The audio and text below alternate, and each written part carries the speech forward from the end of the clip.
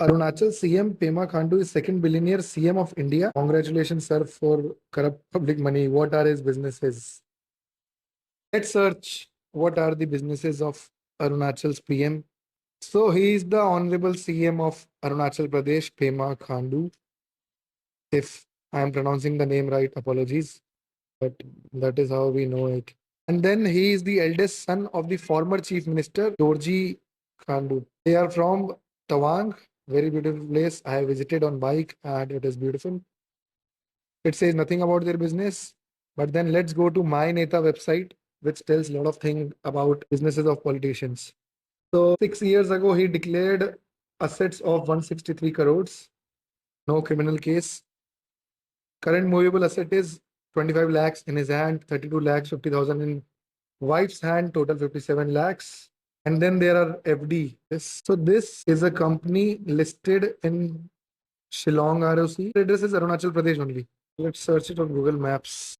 Very interesting registered office. Seems not very CM like. So a registered office of a company in which CM has 50,000 shares, which is a private limited company, is this. And then her wife is also partner in Ether Breweries LLP Navsai. Let's search. By the way, what is this company in? This company is in Arunachal Pradesh CM. Pema Khandu has invested is a company which manufactures wines. And 100% this company, Aether Breweries LLP, is a company that is also manufacturing or something in distillery or wines. Let's exactly check it. How do I visible for this site? The exact address we could not find. So it says the address is here in Arunachal Pradesh only.